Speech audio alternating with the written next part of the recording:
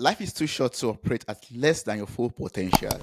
That's why in this episode, we will learn about the performance mindset from a leadership and performance coach, a personal chief strategy officer, and operations and strategy executive. Welcome to the show, Aaron. How are you doing? I'm fantastic. Thanks for the intro. Thanks for having me, and I'm looking forward to the conversation. Thank you so much for joining me on this episode for a Soulful conversation. I'm also looking forward to speaking with you and looking forward to, improving my mindset also. I'm sure by the time this episode ends, I'll be a better person than right now at this moment. Ooh, that's a lot of pressure. Let me try and live up to that. Let's do it. Yes, no pressure, but please, yeah, live up to it. Yeah, but I would like us to start off from your experience so far. Like, while preparing for this conversation, I found out that you have this background in leading teams and organizations, and you've done that for years and ages, even from your job Mhm. title and description also. So I'd like to learn how this background has inspired you and helped you to start your performance mindset approach also. Yeah, sure. So for me, it started early. I was put into a leadership position at 23 years old. I was able to kind of work my way up, just worked really hard, grinded, had a couple of lucky breaks, and I found myself as part of a senior executive leadership team where I was directly responsible helping run a $1 billion organization all before the age of 30. Mm, And while that may sound like the headline, I think what sits underneath that was I'm confident that I've made every mistake there could have possibly been made as a young up and coming executive. And so, one of the things that I would say that I missed early on in my career, that as I matured, as I developed, and as I gained more awareness and clarity, it started to occur to me that it's really all about people. And for for those professionals or leaders that have the mindset that I can do it all myself, or I'm the smartest person in the room, that's just a short-sighted way to look at it. And so once I really started to identify that everything starts and stops with people, getting the right people in the right place and surrounding them with a supportive culture that challenges them and helps them become the best version of themselves. mm, And as my career continued to progress, the quote that I could really pinpoint that was a driver for me was, why do some people elevate and find new levels of achievement, new levels of success, and then some people that just don't? They never achieve what they want to. And there's a host of different reasons, but it really all came down to mindset. And the quote that I'm referring to is over 100 years old, and it's just as applicable today as mm. it was 100 years ago. And it was from Henry Ford, who says, whether you think you can or think you can't, you will always be right. And I think that's such an enlightening quote that carries so much wisdom in such few words, because it all starts with mindset. And it all starts with the thoughts, the beliefs that then drive the emotions and behaviors that can either generate amazing results or get you trapped in the comfort zone, making you play it safe and then resulting in you never living up to your full potential. So now what's led me to launching my firm is I want to exclusively work with emerging leaders, entrepreneurs, executives, and help them reach their next best version, help them make sure they don't get trapped in that comfort zone, and help them cultivate the mindset that takes them to their next version of greatness at a much more accelerated rate than they would otherwise be able to do on their own. Oh, that's awesome. That's so beautiful. I love the quote from Aaron Ford that you quoted. Like, whether you think you can or whether you think you can't, You always be right. You always be right. You'll always be right. Yes, yes. And I think from this podcast and from this conversation we are having right now, I think we are trying to motivate each other and motivate others who are listening that you can do it, and that's why we need that performance mindset to know, yes, these are my goals and I'm able to achieve them. Basically, yeah. Yeah, yeah. And I'll put a different spin on that, and I think it's something that can drive a good conversation, and it is around that word motivation. Mm, And let's burst a little bubble here for a second, if we can. And look, we've been grown up to believe, and we've always been told is like, be motivated, right? That's a good thing. Have motivation to achieve results. And I'd like to propose respectfully a different perspective about motivation. I want us to, for a second, to sit back and think about motivation as being your business partner. And from that standpoint, motivation, it tells us up front that it's not going to be there full time for us. Motivation is not going to be there when we need it the most. Motivation is going to show up when it wants to, and when it wants to show up is usually going to be when it's easy, right? mm, It's everybody can be motivated when the environment's easy and things are going well. When you need motivation is when all those elements disappear. When you hit the rough patch, when you have that bad night of sleep, that's when motivation's not going to be there. So in that sense, I like to warn people about motivation and saying, if you performing at your highest level is dependent on motivation, you're going to be in trouble, because motivation is going to be inconsistent. It's going to ebb and flow. So if you depend on motivation, at best, mm, you'll be an inconsistent performer. mm. What I recommend you replace that with is discipline. And I think when you can find the right systems, the right frameworks, you can build the right schedule for yourself, motivation is going to be there to negotiate with you. Discipline, there's nothing to negotiate. It's either you're going to execute the program or you're not. And so what I like to recommend people doing is replace motivation with discipline. Because if you stay disciplined, it's going to be there for you every single day of the week. The good days, the bad days help you do what's required to get better, even on the days where you least feel like doing it. If motivation happens to show up that day, great. It's the cherry on top, but don't depend on it. Don't even need it. Don't even wish that it was there. Just treat it as a bonus when it is there, but instead make sure that you've got that internal drive to stay disciplined.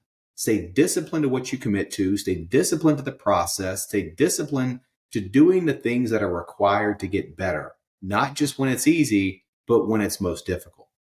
Yeah.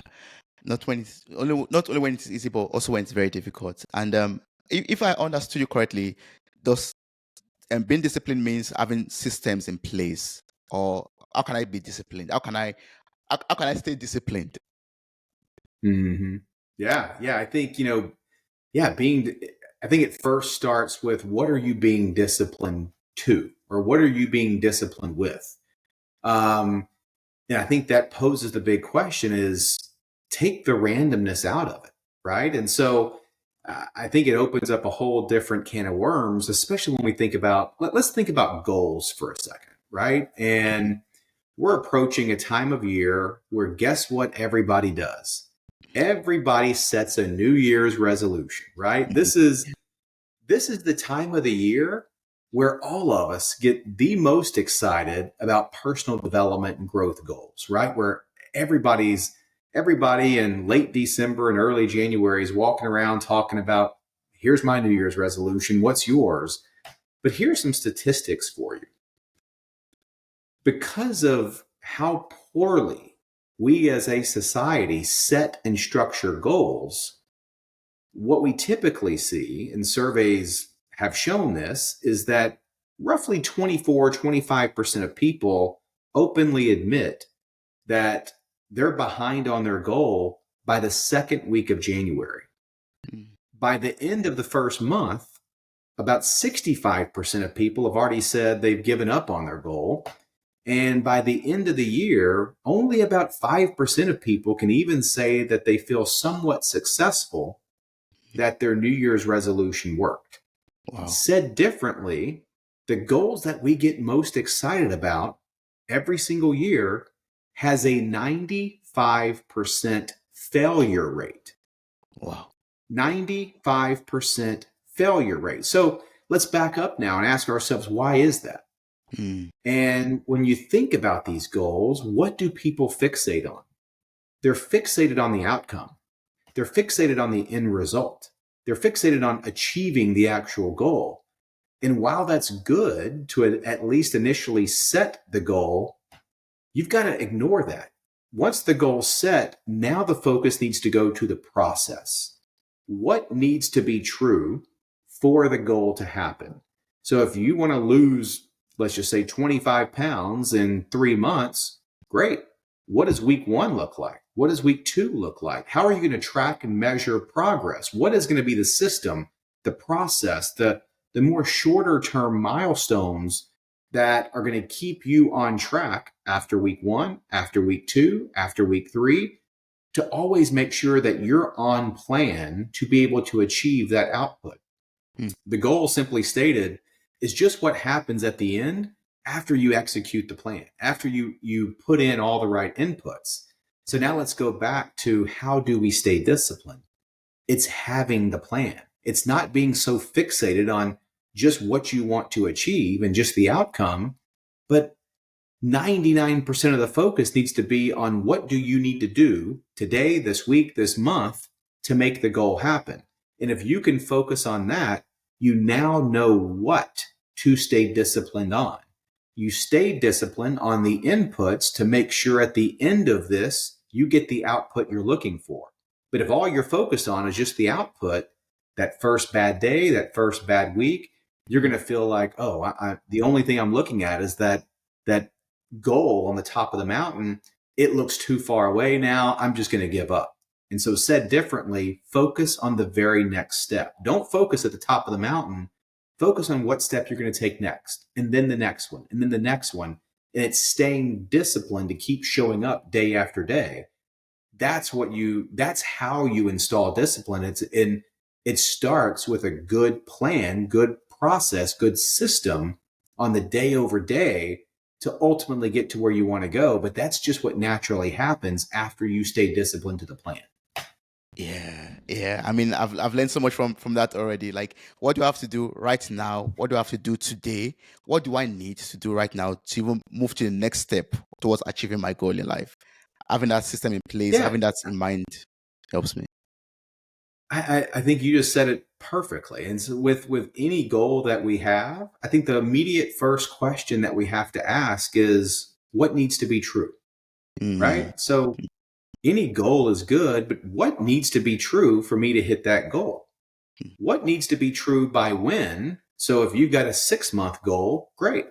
Where do you need to be after 1 month so that you're on track to be on to achieve your 6-month goal? Where do you need to then be at 3 months, at 4 months, at Mm. 5 months? That's what you're working backwards to. And so if you have a 6-month goal, you get clear on where you want to be after month 1. What needs to be true for you to achieve that milestone at month 1 so that you're on track for your 6-month goal? That's precisely where so many people fail, is because they never do that planning. They never put in the process. They never think about, what's the next step? What am I doing week 2? What am I doing at this milestone? They're just looking at the output or Yeah. the end goal. And if that's the only thing you're focused on, Mm. it goes back to that question you asked me. How do we stay disciplined? Well, if the only thing you're thinking about is that end goal and you've got no system, you've got no process, you've got no plan, yeah, you're right. What are you staying disciplined to? It's just a bunch of randomness and a bunch of activity that you're generating, hoping that you maybe get to the goal one day, which then makes it so easy for you to get knocked off track. That's why there's a 95% failure rate on the personal growth and development goals that we get most excited about. Yes. I believe that that's very true. And talking about goals, I mean, from my own understanding, I believe that a lot of times we need help also in setting our goals, because sometimes we could be setting goals that might not be realistic. Some are realistic, and sometimes it could be shooting for the stars, and we end up being frustrated by these kind of goals at the end of the day. So I do like some practices that we could put in place for setting goals so that we can actually achieve them. Yeah. There's a couple of things we can think about. And one, I'm just a big believer in the SMART goal system, right? And so any goal that you have, we just talked a moment ago around asking that immediate next question of Mm. what needs to be true for me to achieve it. But the one thing that you can do to help ensure that a goal fails is to keep it vague, to keep it abstract. If we just think about two examples, going back to the New Year's resolution, I want to lose weight is very different than I want to lose 25 pounds by the next 90 days. And then after that, I want to start losing 1 pound per month.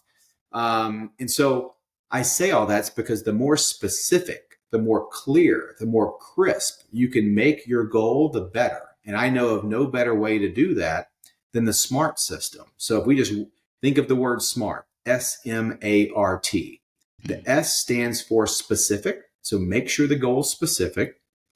M stands for measurable. Make sure that you can measure and track your goal. Another key element to why goals fail is because people have no way, especially with a vague, abstract goal, they have no way to measure progress.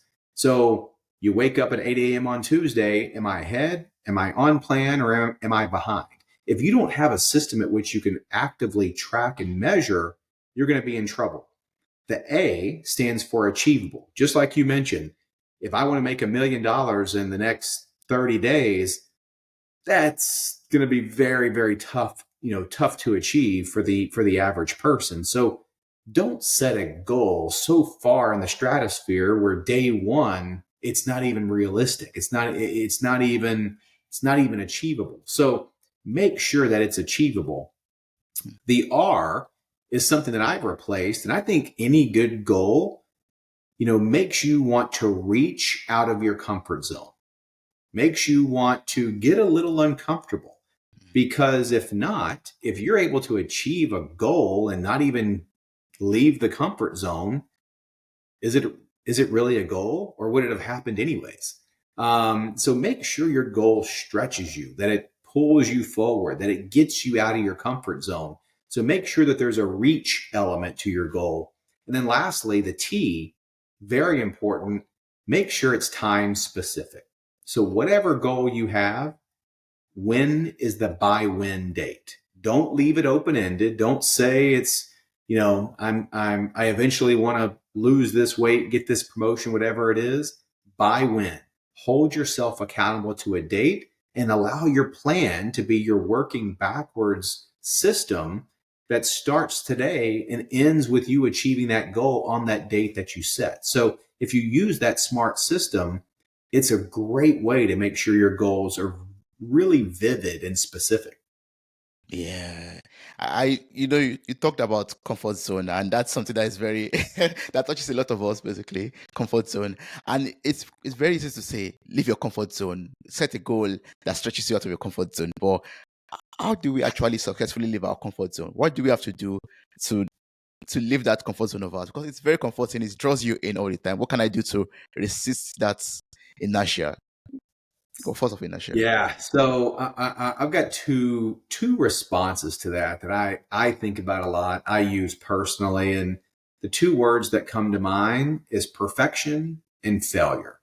Mm. And first with failure, right? And so it's easy, especially the more experienced and the more successful we become, to want to stay in the comfort zone, right? We don't want to take the risk. We don't, we have status now. People are looking at us now, right? So the fear of failure, it actually increases as we kind of move up the ladder. And so we're so afraid of failing. We're so afraid of people seeing us make a bad move.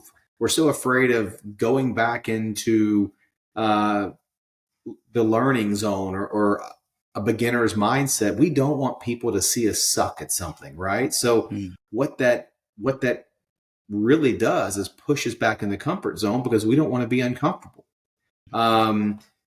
So my advice or my recommendation is change your definition on what failure is. So instead of thinking about failure as not achieving, as coming up short of, you put whatever label you want on it, but don't make failure to be some negative thing. Instead, what happened if we started to define failure as not trying? So just think about what your life would look like if failure meant, instead of not achieving something, to not trying something. We would all be leaving the comfort zone. We would all be trying new things. We would all be taking new risks. We would all be launching those businesses that we know we want to launch in our head. So I think that's the Mm. first word, is failure, in changing our perspective and the definition that we have for failure. And number two is perfection. We are wired to want to make the sure bet, right? We want the clouds to part. We want the sure thing. Yeah. We want to make that investment that's going to be a guaranteed winner. We want to make the bet that's it's going to guaranteed hit. And so what keeps us in the comfort zone is waiting for that perfect opportunity. Mm. Got a news flash for you. There are no perfect opportunities. So people waiting for that perfect moment, that perfect opportunity, that perfect time, wait their entire lives for something that doesn't even exist. So everything we do is some variation of imperfect actions.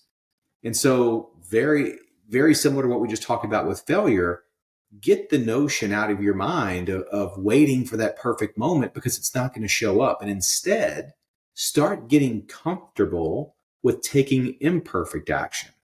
Is everything going to be lined up? Is everything going to be set up for you? Is it going to feel great? No, it's going to feel uncomfortable. Anytime, growth by design is not meant to feel comfortable. So don't ever confuse yourself in thinking that growth and comfort can coexist with each other. They don't, and they can't. And so when you can get comfortable with taking imperfect action, learning from that, increasing your competence, which increases confidence, and it's only going to give you the fuel to take more imperfect action, then more imperfect action. But if all you're doing is sitting back and waiting for the perfect move to make, you're going to stay in the comfort zone forever.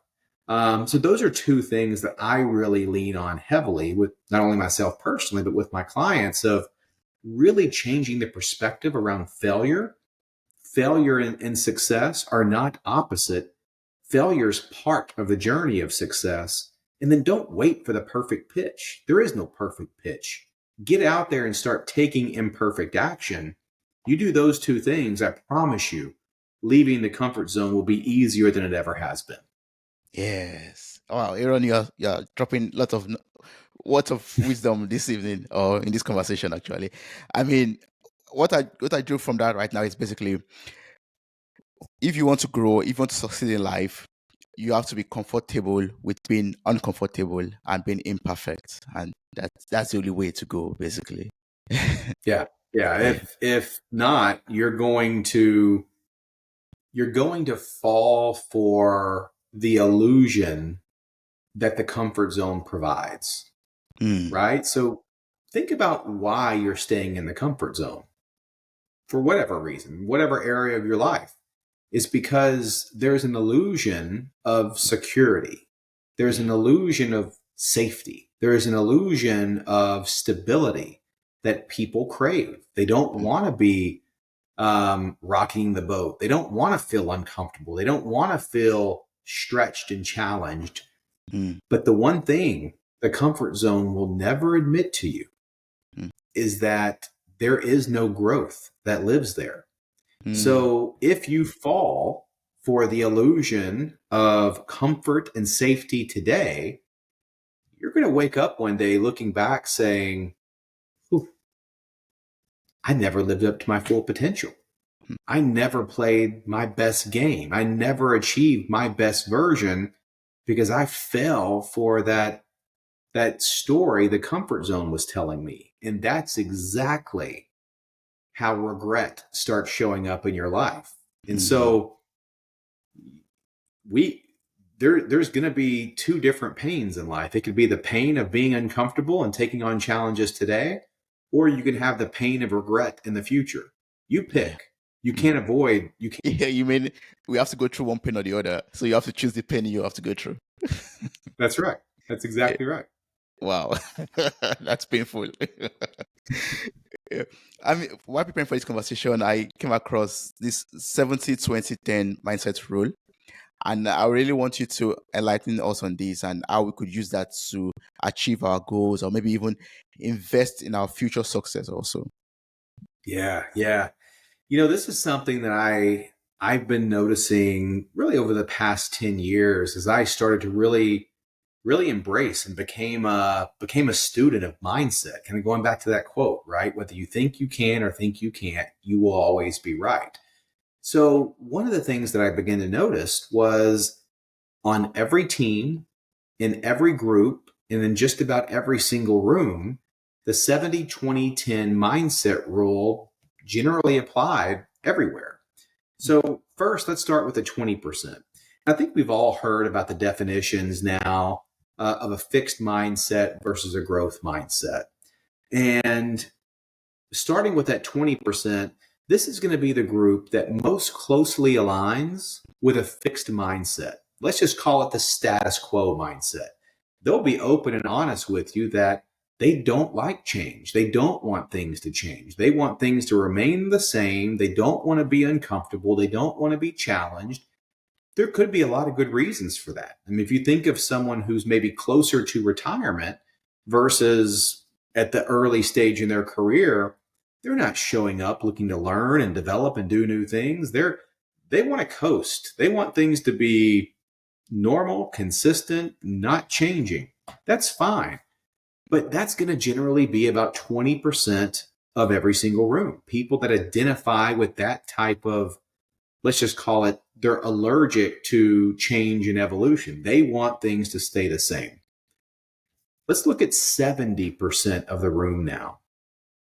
This is going to be the group that when you talk about a growth mindset and ask who identifies with it, their hands will go up. Without fail, every time I speak or give a presentation and I ask the question, who identifies with a growth mindset? Who has that belief that with the right amount of time, energy, and effort, you can enhance your capabilities, you can learn new skills, you can improve your intelligence, you can overcome obstacles. 70% at least of the room, hands go up. But here's what I found that was really interesting is when you really look at the people that are raising their hands in that 70%, you look at what they're doing. You examine their actions. You look at their habits, their routines. They act a lot like that 20% group. They may be saying the right things. You go on LinkedIn, they're posting all the right things, but they're not taking a whole lot of action behind that belief. And so that brings me to the 10% group. These are the people that they may have the same success, they may have the same backgrounds as everybody else in the room, but they are actively investing in their growth. They don't care about what they've already achieved. They don't care about the success they've already have. They're interested in finding out what more are they capable of. They are pushing to find out, to take on those new challenges, to reach their next best version. They're okay with failure. They're okay with being uncomfortable because they know that's what growth looks like. So with that 70% group that identifies with the growth mindset, they may not admit it to you out loud, but they know deep down they're not playing their best and biggest game. They know that. They know that they're a little too content with status quo. The 10%, the performance mindset group, they are actively investing. They are stretching themselves. Yes, there may be some failures, but they're showing up and taking on the big challenges that always lead to growth. And so the big difference is with that 10% group versus the others is the bias for action. They're not holding back, they're not staying in the comfort zone. They're actively in growth mode, taking on new experiences that help them grow. That's always going to be the big differentiator with that 10% group. Yeah. And I want to belong to this 10% group. And I believe everyone who is listening also wants to be in this 10% group. And that's why I would love you, Aaron, to like educate us more on the performance mindset. And I also found out about the 3 out success formula. So if you could combine this together for us so that we could get to the 10% and become, Yeah. high performers, basically, that would be great. Yeah, and it's I'm glad you asked the question that way because they go hand in hand. So if you were to look at that 10% group and really examine what specifically are they doing differently than those other groups? Why are they continuing to find new level of success after new level after new level? And as I kind of examine this, what I refer to as the 10 percenters, I wanted to distill it down into a formula. Like, can I find the common threads here? And if I can help people check these boxes, it's the quickest way to get into the 10% and stay in a growth mode. And so what I discovered was across the board, they all did three things. One, they out prepared everyone around them. Mm. They were never going to be the ones showing up unprepared, not doing their homework, haven't done the due diligence.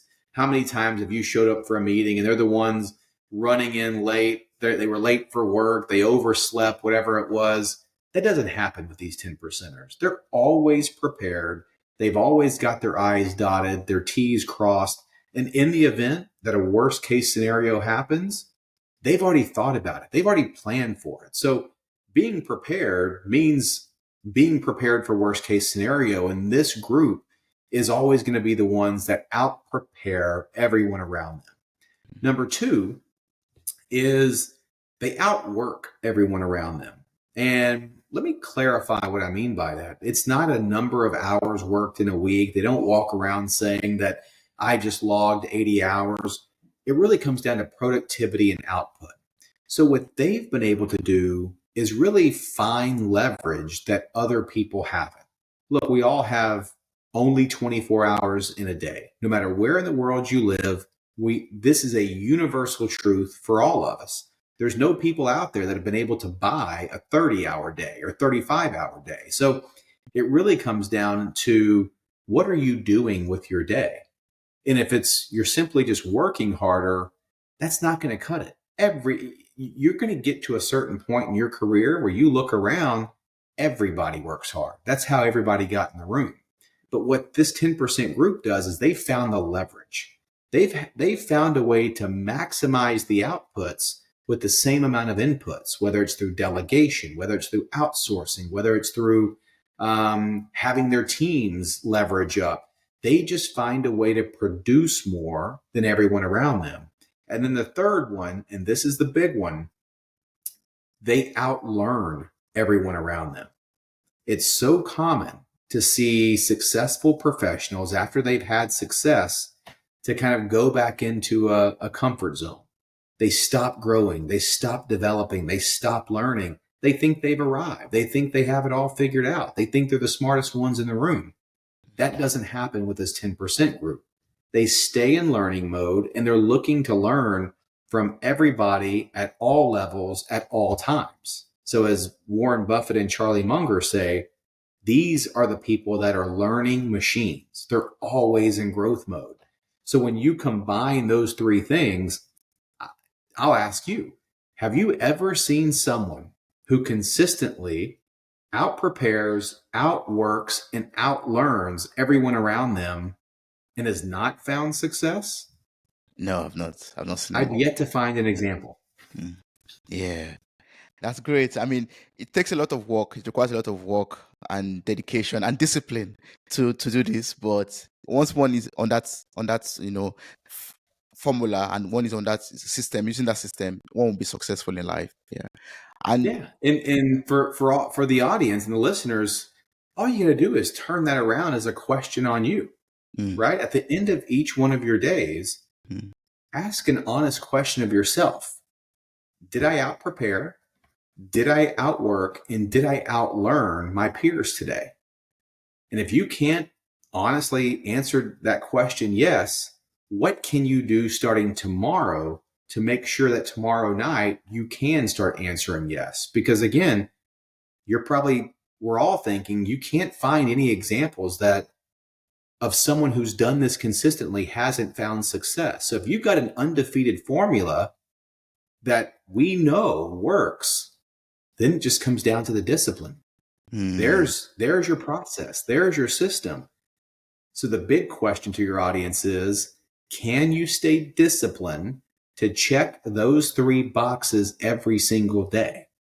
If yeah. you can, you're going to have growth and success. Not a maybe, not an if, but Mm, it's almost a guarantee that we can make you today if you can stay disciplined. So yeah, it's a great way to tie it all together is using the discipline to execute this system. And if you do, you're giving yourself an incredible, overwhelming probability of greater success.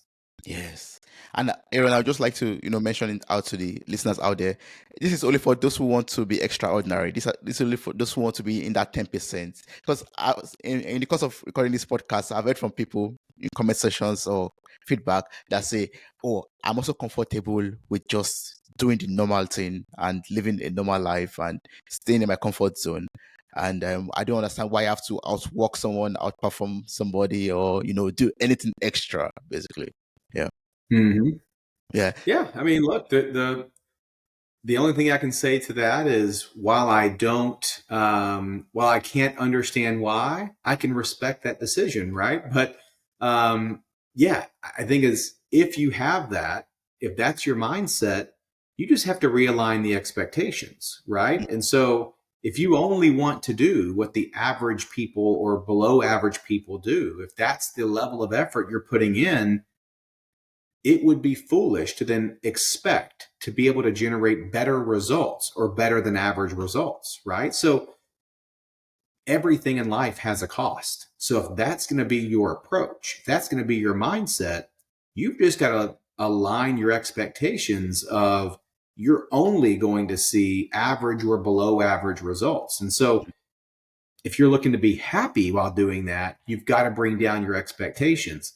Too many people do the things that average people or below average people do, yet expect and hope for better results than everybody else. And that's where friction and unhappiness starts to set in. So, nothing wrong with wanting to be average. Just know you're not going to see better than average results. So, that's something that you're going to have to live with. Yeah. Thanks for that clarification. That's good. And are there like right now we've talked about success, what to do in order to achieve success, achieve your goals in life. But once we've gotten to that level already of succeeding and staying successful also, are there like some downside to it? Are there some things we have to pay attention to when we're already on that? We're already consistent with our system and disciplined and all of that. Are there things that the disadvantage of being so successful? Yeah, I think, look, there's a downside to success, right? I think success can be the very thing that prevents you from being more successful. And the one thing that I would say about that is know what you're chasing and what you're pursuing and why you're pursuing it. Make sure you're very clear on that. Because the one thing I like to warn, especially high performers, is that more is not a strategy. More money, more status, more type, more is not going to be a strategy. If you're chasing after something you don't really need or don't even really want, you're never going to have enough. You're just going to be that hamster on the wheel that keeps running and running and running. And as soon as you grab and catch what it is that you're searching for, it's going to feel empty. It's when winning is going to stop feeling like winning. It's kind of like the dog who chases the car. Well, what happens when the dog catches it? What the hell is he going to do once the fender's in his mouth? He has no idea. Doesn't even know why he's chasing it, right? So Yeah. don't be the dog chasing the car. Have a strong why. Know why you're doing it, why you're chasing, why you're pursuing. Because when you have a strong enough why, you're always going to figure out how. Mm. And when you have a strong enough why, you'll know exactly how much of and how little of to give up to chase it. The biggest thing that, and I've experienced this firsthand, is when you give up too much happiness, family, relationships to chase success, only to feel that once you've achieved that success, the bill was too big. You wish you could go back and not give up and sacrifice and compromise everything you did just to achieve success. And I can tell you firsthand, the only thing that's more painful than not achieving a goal that you really want is achieving a goal that you didn't really want as a goal. Mm. So when your why is not clear and you achieve things that was the wrong goal, it's going to make you look back and say, I wish I would have done a lot of things differently. So I hope that answers the question of just kind of what to be on the lookout for, and Yeah. just make sure you maintain clarity on what you're chasing and why you're chasing it. Yeah. Because again, there's only one thing more painful than not achieving the goal you want, and that's achieving the goal that, achieving the goal that you find out after the fact was the wrong goal. Yeah. I believe that. Yeah. What I'm taking away from that is basically I should make sure that my why is very clear, very big, and very obvious. For me personally, Yeah. I want a very big why. Yeah, and I've got a simple tool that can help you do that, and it's just basically a 3-question audit that you can ask yourself. Number one, how are you defining success for yourself? Not how it looks externally, not what it looks like on LinkedIn or Instagram, but you. Look yourself in the mirror. How are you defining success for you? Number two, what does happiness look like for you? Really get clear on that. Paint that picture. Make sure you get a great, visual of what happiness looks like for you in the future. And then number three, when you have some clarity around those 2 questions, see whether they align with one another or whether they're in conflict with one another. Because that will give you everything you need to know that if how you're defining success and how you're defining happiness are not able to be achieved at the same time, that's your indicator that you need to recalibrate. Your why is off somewhere. Because if you're giving up all your happiness to chase success, it's not going to feel like success on whenever it is that you achieve it, because you've given up too much of this thing over here. And for all the people that think that I'll just be happy after I make this amount of money, or I get this title, or I'll be happy when, it never works that way. Happiness just doesn't show up after you achieve something. If you're not happy on the journey, you're not going to be happy at the destination. So ask yourself and be really honest with yourself about those 3 questions. How are you defining success? What does happiness look like for you? And do those 2 things align? Yeah, those things in line. How do you define happiness? And yeah, I mean, if you had to answer that question, what would your answer be? Like, how would you define happiness? Just as a closing remark. Ooh, for me, happiness is, really how I kind of think about high performance, right? I want to be a high performing individual. And for me, what that looks like is high performing across all of my jobs. And I Mm. say jobs loosely, it's because I'm much more than just the founder of performance mindset coaching, but my job's also to be healthy. My job's also to be a great husband to my wife. My job's also to be a great father of my kids. So when I Mm. think about high performance, Mm. and being, what makes me happy is to not be good at one or two of those things and sacrifice the other two, but it's to be consistently making continuous progress in each and every single one of those areas. That is when, at the end of the day, I feel like I'm I'm making progress and thriving at work, on my health, in my marriage, and with my kids. That's how I define happiness. Yes, having a well-rounded life. Yeah, yeah. And I'm so happy you mentioned Right. your program already. I would like you to tell us the best way to connect with you and to work with you, and also engage in the performance mindset coaching programs that you offer. Yeah, yeah. So the best way to find out more about how you can work with me and what that would look like would be going to the website. That's performancemindsetcoaching.co. Um, and also to connect with me on LinkedIn. I'm pretty active on LinkedIn, constantly sharing leadership and personal development, tools, programs, frameworks, and concepts. So yeah, would love to connect with anyone there. And, my job to my LinkedIn community is to try to deliver back as much value as I possibly can. So, yeah, you'll see on the website the different ways we can work together, either in a one-on-one or in a group forum. So yeah, if there's any interest, would love to explore the conversation. Awesome. I'm going to place the link to your website in the show notes of this episode. So I encourage everyone who has listened up to this point to click on the link, copy the link, reach out to Aaron. Even the information on the website, they are very, inspiring and very educative also.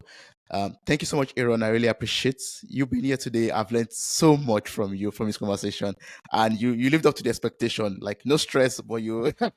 So at the beginning of the conversation, we said, yeah. At the end of this conversation, I must be a better person. And yeah, I think I am.